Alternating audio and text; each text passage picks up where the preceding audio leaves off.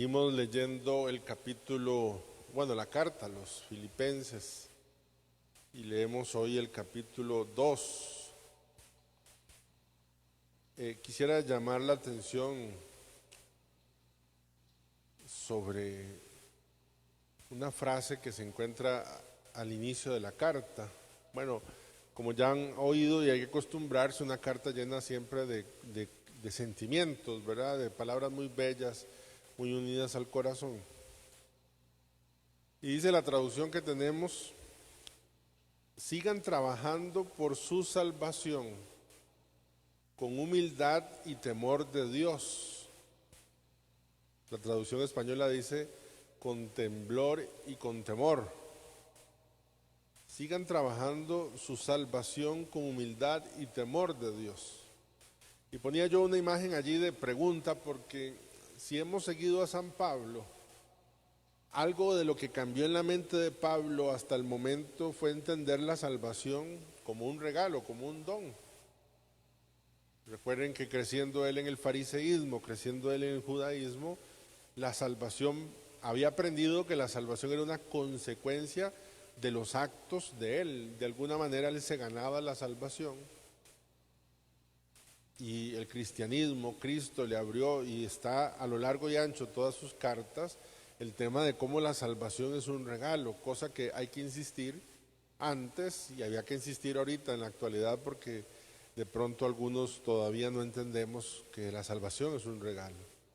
Lo hemos hablado y lo seguiremos hablando sobre el tema del mérito con respecto a la salvación.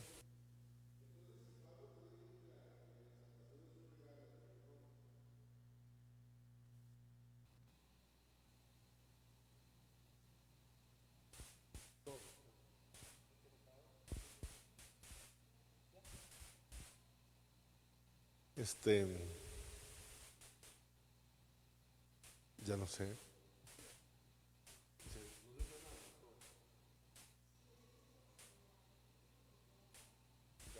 Bueno, les decía sobre el tema de la salvación como un regalo de Dios.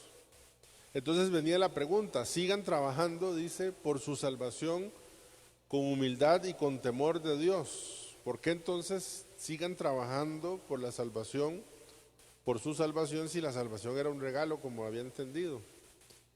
Pablo mismo lo explica con una sencillez que la verdad es que tiene una gran profundidad detrás.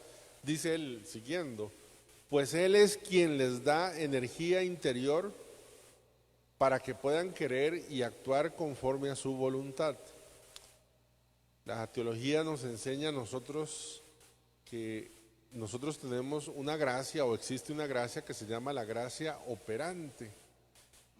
La gracia operante consiste en la presencia de Dios, la ayuda de Dios, cuando Dios obra en nosotros, pero sin nosotros. Donde Dios, con toda su soberanía y poder, puede obrar en nosotros, pero sin nosotros. A esto la teología le llama la gracia operante. Pero también existe en la teología lo que se llama la gracia cooperante. Y es cuando Dios, vean que el sujeto siempre es Dios, obra en nosotros junto a nosotros. Gracia operante, Dios obrando en nosotros sin nosotros. Gracia cooperante, Dios obrando en nosotros junto a nosotros. San Agustín nos regala un texto que puede ser un poco enredado a la hora de leerlo, pero si tenemos muy claro estas dos diferenciaciones entre gracia operante y gracia cooperante, se asimila con facilidad. Dice San Agustín: porque en verdad comienza Dios a obrar para que nosotros queramos. Entonces, cuando Dios empieza a obrar sin nosotros, la gracia operante está en nosotros. Y cuando ya queremos, con nosotros coopera para perfeccionar la obra. Sigue diciendo: por consiguiente, para que nosotros queramos, comienza a obrar sin nosotros, y cuando queremos y de grado obramos, con nosotros coopera. Qué maravilloso es entender que Dios pone primero una accionar de Él en nosotros con una gracia que opera por Él mismo para motivar nuestra frágil voluntad para ir en busca de Él.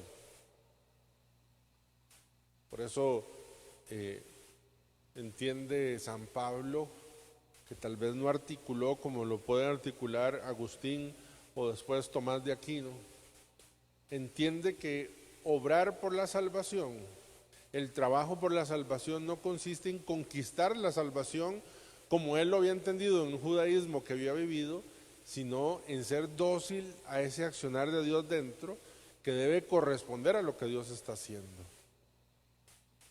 Y entonces termina Agustín diciendo con esta lógica que ha seguido: con todo, si Él no obra para que queramos o no coopera cuando queremos, nada podemos en orden a las buenas obras de piedad. Significa que al fin y al cabo, como dice Santo Tomás de Aquino, los méritos de Dios es obra de Dios. Los méritos en nosotros son obras de Dios. Muy sencillo. La salvación sigue siendo un regalo. Es un regalo que Dios pone en nuestras manos. Y cuando Pablo dice trabajen por su salvación, es para cuidar esta salvación, corresponder a esta salvación que ya tenemos gracias a la gracia de Jesucristo, valga la redundancia. Hay una corriente teológica protestante que hace pensar que nosotros, teniendo la salvación en Cristo, no la podemos perder. Si somos de los 144,000, dice alguna corriente protestante no católica, entonces estamos destinados a salvarnos.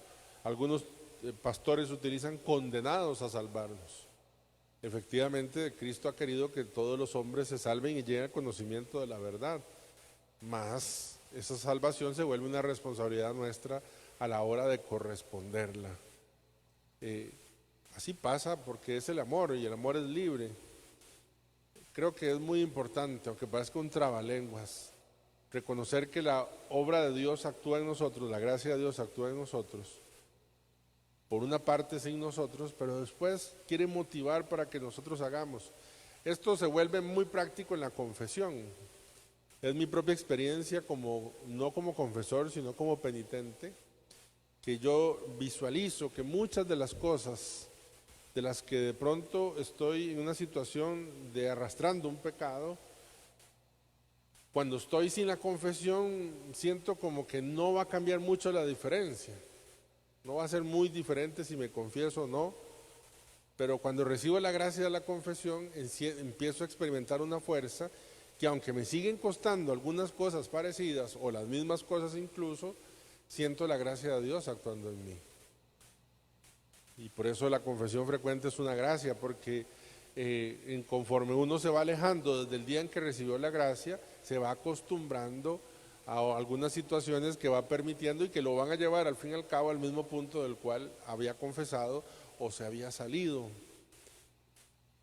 Yo siempre pienso, todavía más contundente como confesor, que cuando alguien viene a confesarse, el Espíritu Santo ya ha vencido en la vida de esa persona, la gracia operante, que ha tenido que obrar sin él, ha tenido que de alguna manera intuirle, hablarle, utilizar una canción, una persona, el consejo de alguien, una situación dolorosa, lo que fuese, para que esa persona, sin Dios, porque ha perdido la gracia por su pecado, llegue a los pies del Señor y actúe en gracia.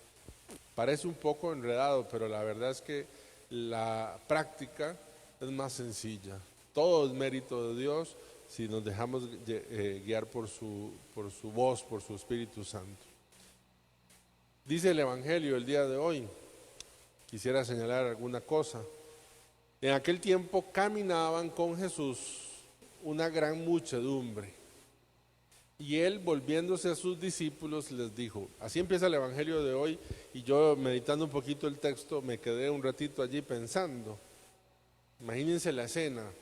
Dice, una gran muchedumbre caminaba con Jesús. Y dentro de esa muchedumbre Jesús se volvió y le dijo a los discípulos. Eso ya es una gran noticia. Una gran noticia es que Con Jesús puede caminar mucha gente, pero no todos son discípulos. Es más, usted y yo podríamos estar caminando con Jesús y no necesariamente ser discípulos. Y esto es una cuestión que hay que volvérselo al corazón. Dice, bueno, yo camino con Jesús porque voy a misa, yo camino con Jesús porque soy sacerdote, yo camino con Jesús porque soy lector, yo camino con Jesús porque soy catequista. No.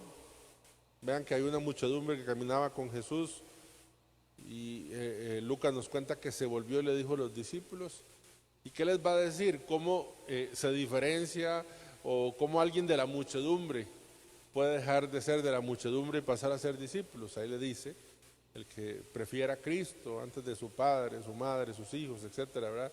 Como dice el Evangelio. Entonces hay una muchedumbre, hoy por hoy hay una muchedumbre que también puede seguir a Cristo. Y desde esa muchedumbre pueden tener miles de opiniones sobre temas, sobre cosas. Yo veo gente de la muchedumbre que sigue a Cristo que opina sobre el aborto y tiene sus posiciones personales y entonces dice yo creo esto, sobre lo otro, sobre el lobby gay, sobre los políticos, entonces hay muchas posturas desde la muchedumbre. El discípulo tiene una postura, que es la postura de Cristo, cargar con su cruz de cada día. Una vez escuché a Monseñor Vitorino poniendo un ejemplo que ya lo he dado aquí y lo voy a repetírmelo primero y a ustedes cuantas veces sean necesario. Hay una gran verdad y es que los vitrales, quise poner en la imagen un vitral visto desde afuera y un vitral visto desde adentro. Los vitrales fueron hechos para verse desde adentro. Es más, me atrevo a afirmar, yo no sé de arquitectura o de nada de eso, pero un vitral visto desde afuera se ve muy feo. Dios me dio la gracia de ir a Barcelona, a la Sagrada Familia, a la Catedral de la Sagrada Familia, la Basílica. Y bueno, desde adentro, desde afuera, es una obra de arte desde afuera y la gente dice que es muy bonita. A mí me llama la atención porque es diferente a todas las catedrales, pero qué maravilla desde adentro. Esos vitrales que desde afuera se ven muy bonitos, desde adentro es de maravilla. ¿Y esto qué tiene que ver? Tiene que ver que la muchedumbre está afuera. Y hay cosas que la muchedumbre no va a entender. Como el señor Vitorino decía en ese momento, nunca se me olvida, porque hay cosas que solo se ven bellas desde adentro. Claro que es una misión de todos mostrar las bellezas que nosotros estamos viendo también. Pero la verdad es que hay cosas que solo se ven bellas desde adentro. Yo pienso en el celibato, por ejemplo. Tanta gente opinando sobre el celibato, gente que está casada, gente opinando sobre el celibato desde su percepción. Yo pienso que el celibato es bellísimo solo quien lo tiene, para quien lo tiene.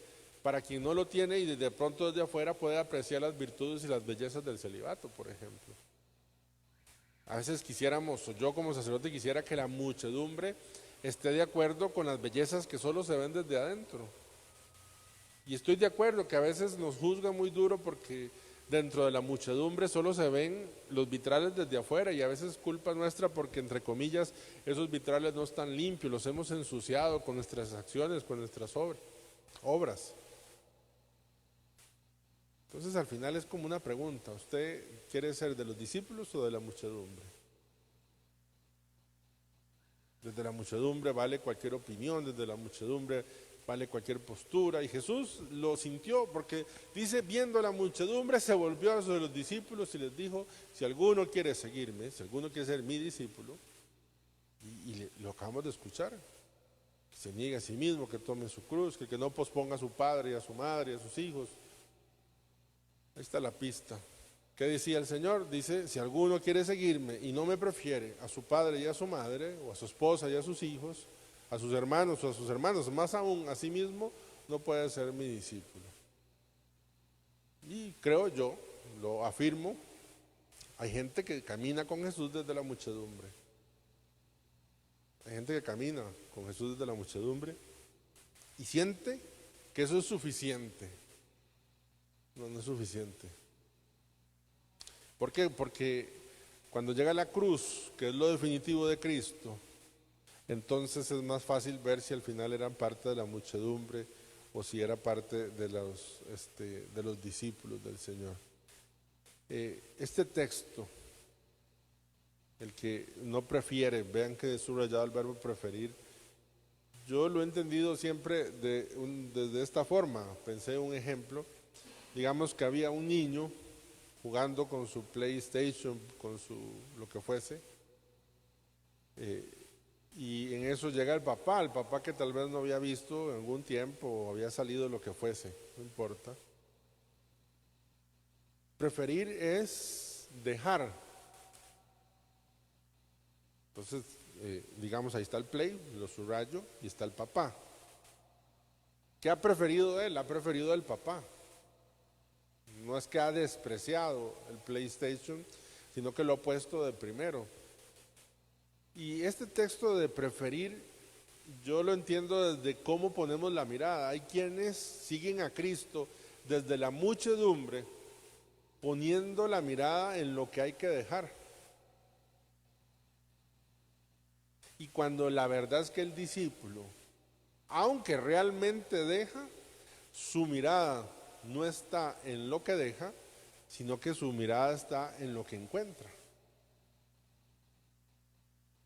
Seguir, caminar con Jesús, poniendo la mirada en el PlayStation que dejé, es la tortura más grande. Primero porque es siempre sentir que estoy renunciando y nunca que estoy encontrando. Y segundo, porque no tiene comparación nada con Jesucristo. ¿Recuerdan el Evangelio de la Perla? Dice, un coleccionista de perlas finas encontró una perla de gran valor. Luego entonces vendió la colección de perlas. ¿Ven qué hizo primero? ¿Dónde puso la mirada?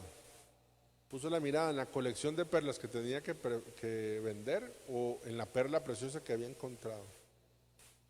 Y pongo siempre el mismo ejemplo porque hay que estarse revisando constantemente.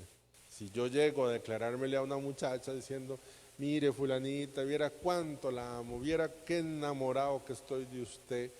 Yo sé que a mí me gustaría que usted y yo fuéramos más que amigos, una relación de noviazgo. Yo sé que eso va a ser muy doloroso para mí, porque entonces mi dinero voy a tener que compartirlo, ya mi tiempo no va a ser para mí solo, yo voy a tener que compartirlo con usted, ya los sábados no me voy a tener que descansar, sino que voy a tener que ir a visitarle, pero yo a usted la amo y entonces yo estoy dispuesto a sacrificios, aunque yo sé que de pronto cuando usted se enferme, entonces yo voy a sufrir y entonces de pronto tal vez voy a tener problemas con mi mamá porque no quiere que yo vaya donde usted o con mis amigos, pero no importa, yo estoy dispuesto a eso.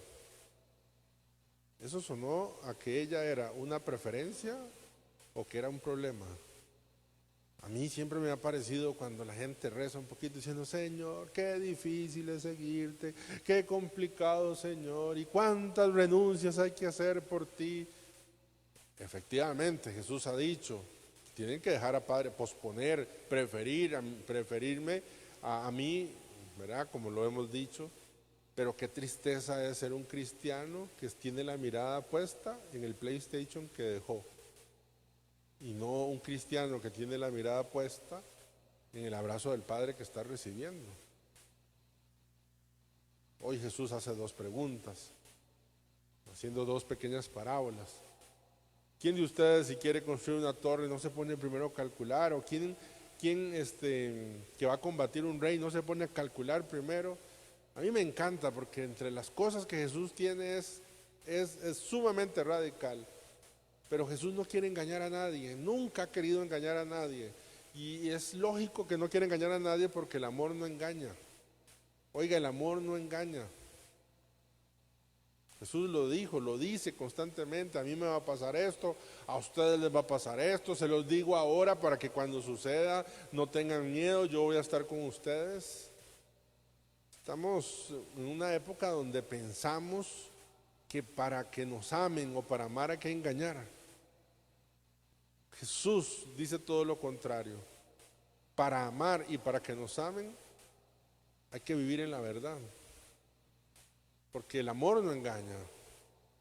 El amor no engaña, el amor verdadero no engaña. Claro que amar tiene un gran compromiso. San Agustín dice, mi amor y mi peso, es decir, aquello que yo ame es aquello que se me va a volver pesado para mí. ¿Acaso los papás no experimentan que sus hijos son un peso? Su amor y su peso. ¿Acaso los que estamos consagrados no experimentamos que nuestro ministerio es un peso? Nuestro amor y nuestro peso, pero no con engaños, no con engaños. No exagerando las dificultades, ni exagerando, ni inflando las virtudes, los gozos. No. La verdad de las dificultades y la verdad de los premios. Porque como así fue claro Jesús con todo lo que había que sufrir, también fue claro con todo lo que íbamos a recibir. Recibirán persecuciones, muerte en esta tierra y en la vida eterna el 100 por 1. El amor no engaña, no engaña. Hoy que iniciamos para los hermanos de la parroquia un retiro, cuánto desearía yo que su párroco fuera de los discípulos y no de la muchedumbre. Cuánto desearía yo que los animadores fuesen de los discípulos y no de la muchedumbre. Cuánto desearía yo que las bellezas de Cristo las podamos ver desde adentro, contemplando la luz que entra. Cuánto desearía yo que la mirada esté fijada en lo que recibimos y no en lo que dejamos. A veces somos nosotros los primeros en no contagiar, porque contagiamos de tantas quejas que no mostramos la belleza que hay dentro también. Pidámosle al Señor al iniciar este retiro, esta experiencia de estos 3 días, que nos conceda la gracia del Salmo. Podamos decir como el salmista, el Señor es mi luz y mi salvación. Bueno, gloria al Padre, al Hijo y al Espíritu Santo.